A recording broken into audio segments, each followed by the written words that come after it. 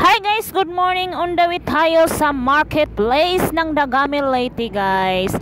Ayan, papunta na kami at ayan, malapit na kami. Nakarating na kami sa marketplace guys.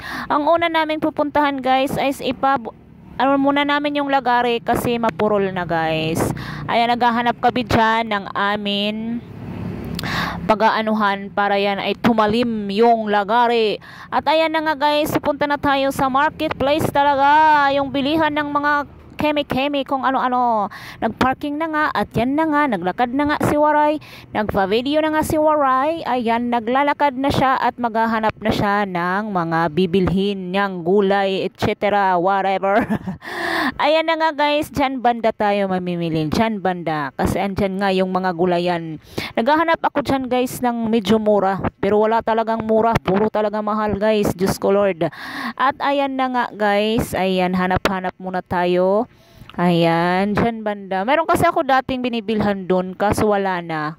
Kaya ayan na nga guys, nakapamili na dyan si Waray. Pumunta na nga dyan na lang siya, nagpili-pili ng kung ano-ano, anik-anik kung ano-ano ba.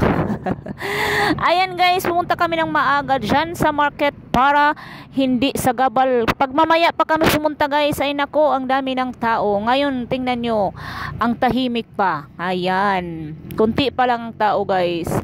Kaya ayan, nagpili-pili na nga si Waray guys ng kung ano-ano dyan. Makikita nyo, isi-share ko.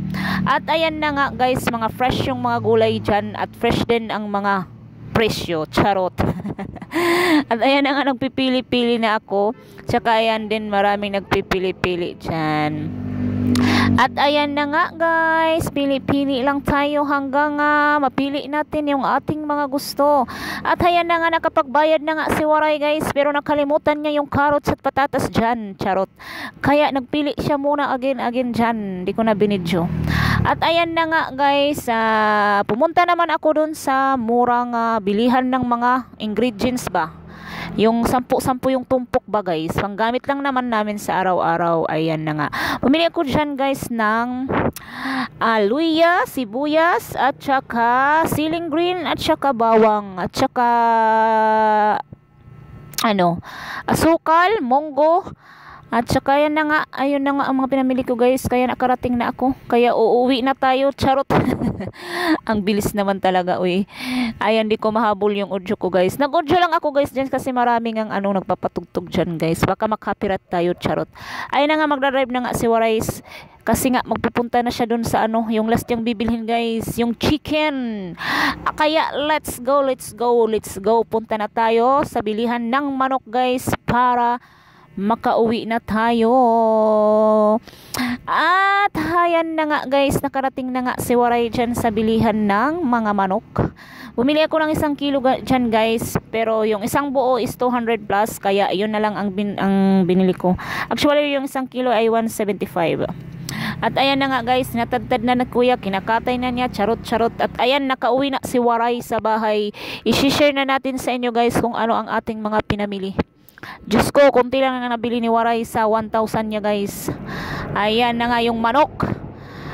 At ayan na nga yung repolyo, 2 repolyo guys.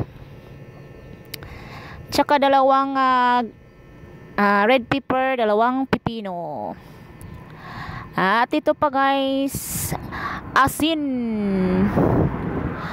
At tsaka 2 asukal na brown, 1/4 asiti, at saka monggo. At yan na nga yung mga ingredients natin guys, yung siling green, yung bawang, sibuyas at luya.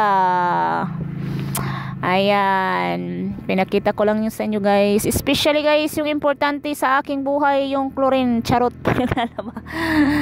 At ayan na ngayon, last natin guys na ipapakita ay yung patatas. Yung patatas na malaki, ay yan ang nagustuhan ni Waray at saka ni Kano.